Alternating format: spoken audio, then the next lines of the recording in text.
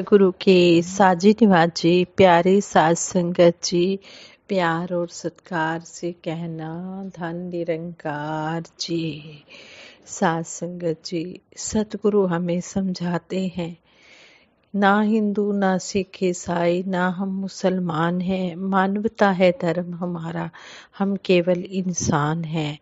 कि मानवता की सेवा करना ही हमारा धर्म है।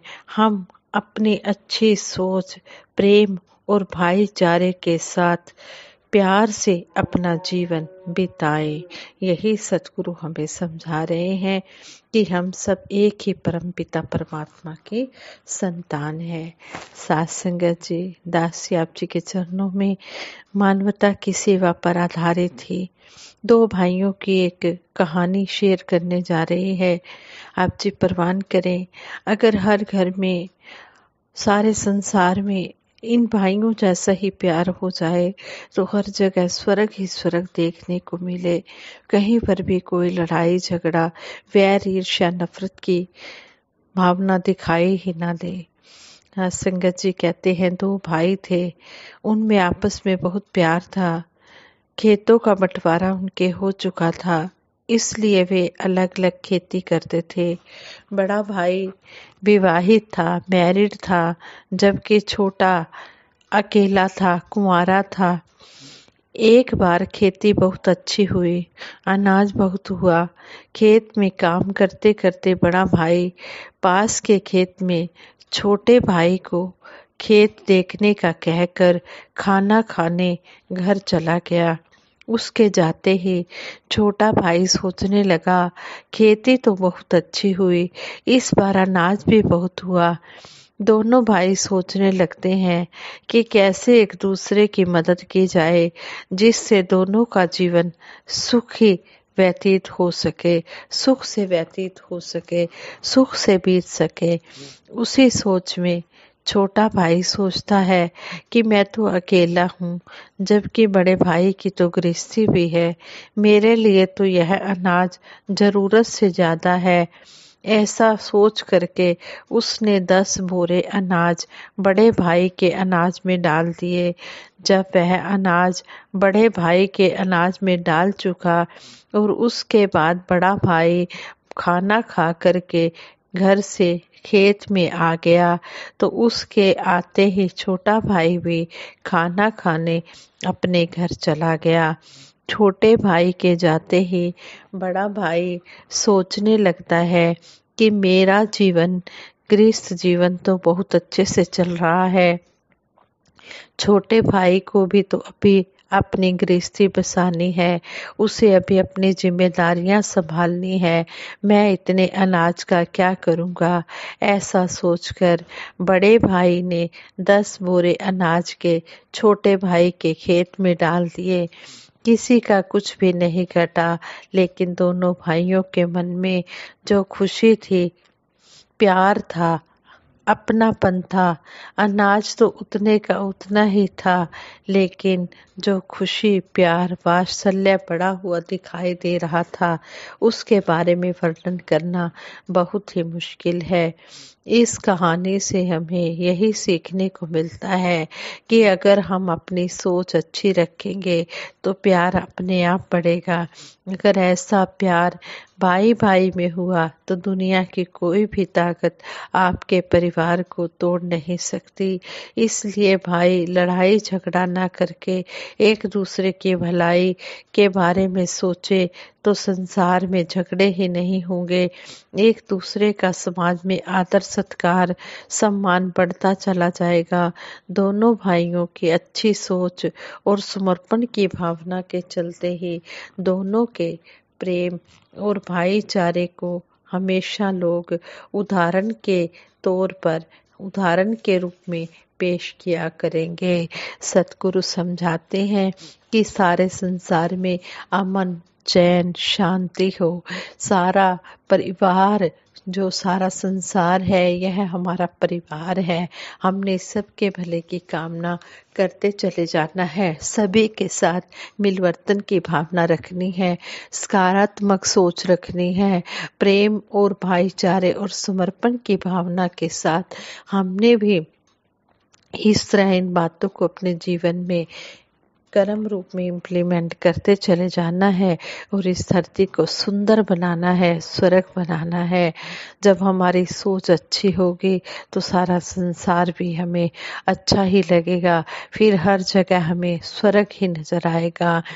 मनुष्य इस दुनिया में आता है और आकर वह यह भूल जाता है कि उसका इस दुनिया में आने का क्या मतलब है, परमात्मा ने उसे क्यों इस दुनिया में भेजा है। अपने जीवन का उद्देश्य भूलकर वह मोह माया में उलझ जाता है। धन दौलत ऐश्वर्य पद प्रतिष्ठा कमाना उसके जीवन का पहला व अंतिम लक्ष्य बन जाता है, अर्थात इंसान भटक जाता है और उस पर विडंबना यह हो जाती कि थोड़ी सी दौलत और पद प्रतिष्ठा पाते ही वह अहंकारी हो जाता है। वह विनम्रता, सरलता, दया, करुणा, उदारता छोड़कर अभिमान में चूर होकर दूसरों को दीनहीन समझने लगता है। यह दूसरों को नीचा दिखाने व दूसरों को अपमान करने से भी पीछे नहीं हटता। गरीबों, अनाथों व जरूरतमंदों की मदद करने का भाव छोड़कर वह केवल अपनी सुख सुविधाओं तक सीमित होकर रह जाता है। यह बहुत ही दुखद बात है, क्योंकि परमात्मा ने मनुष्य को एक अच्छा जीवन जीने के लिए बनाया है। परमात्मा चाहता है कि हम अच्छे बने, सच्चे बने और बुराइयों से दूर रहें। परमात्मा चाहता है कि हम सच्चे अर्थों में सच्चे और अच्छे इंसान बने। साथ ही हम विनम्र रहकर, दया भाव रखकर मजबूरों व जरूरतमंदों की सहायता करें। इसलिए जो विवेकी होता है वह मानव सेवा में ही माधव सेवा देखता है। वह हर रोते को हंसाना चाहता है, वह हर भूखे को रोटी खिलाना चाहता है, हर प्यासे को पानी पिलाना चाहता है। ऐसा व्यक्ति जो दयालु और दूसरों का मददगार होता है वह परमात्मा का प्यारा होता है, परमात्मा की उस पर कृपा होती है। ईश्वर कभी भी घमंडी, स्वार्थी व निर्दयी लोगों को पसंद नहीं करता, बल्कि पवित्र विचारों या सात्विक कर्मों वाले व्यक्ति को ही पसंद करता है। इसलिए विवेकशील इंसान अपने विचारों और कर्मों को पवित्र बनाए रखने की कोशिश करता है। ऐसा व्यक्ति कभी भी बुरी संगति में नहीं पड़ता और वह दुर्व्यसनों व काम, क्रोध, द्वेष, ईर्ष्या, वैर जैसे विकारों को अपने जीवन में आने नहीं देता। वास्तव में परमात्मा के बारे में, इंसानियत के बारे में व अच्छे कर्मों के बारे में जानना व अच्छे कर्म करना ही सच्चा व दिव्य ज्ञान है। और यह ज्ञान केवल पुस्तकें पढ़कर या स्कूल कॉलेज में जाकर नहीं पाया जा सकता, बल्कि इसके लिए हमें सच्चे पूर्ण गुरु की शरण में जाना पड़ता है। सच्चा गुरु अर्थात सतगुरु ही हमें सच्चा, वास्तविक व दिव्य ज्ञान प्रदान करके हमें परमात्मा के निकट ले जाता है। यह सच्चाई है कि हम सभी को सतगुरु की जरूरत होती है, क्योंकि सतगुरु ही हमें सच्चाई व अच्छाई के रास्ते पर ले जाता है, हमें दुर्गुणों से बचाता है, हमें दयालु, उदार व परोपकारी बनाता है और हमें परम सत्ता ईश्वर से जोड़ता है। सतगुरु शिष्य को जात पात, अमीरी गरीबी से ऊपर उठाकर अच्छा मानव बनने की शिक्षा देता है। सतगुरु धर्म, जाति, संप्रदाय के भेदों को खत्म करके अच्छे भाव मन में पैदा करता है।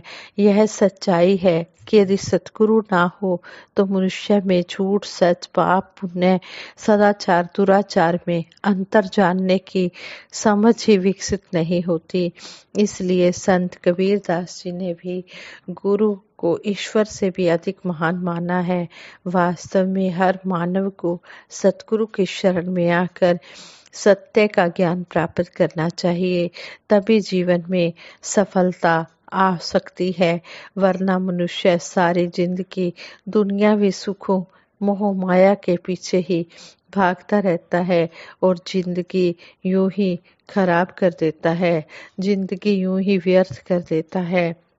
सफल जिंदगी वही है जो सतगुरु के चरणों में आकर इस परम पिता परमात्मा को जानकर सेवा सिमरन सत्संग करता है। ये राम रतन धन इकट्ठा करता है।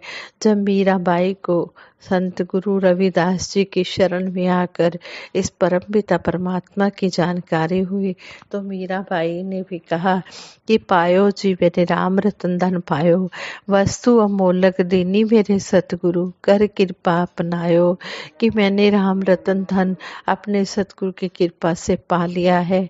मेरे सतगुरु की मुझ पर कृपा हुई है, तभी मुझे ये राम नाम रूपी रतन मिला है। साध संगत जी, हम सब बहुत ही भाग्यशाली हैं जो हमें सतगुरु माता सुदीक्षा जी महाराज की शरण मिली है। सतगुरु माता सुदीक्षा जी महाराज ने हमें इस परमपिता परमात्मा के दीदार कराए हैं।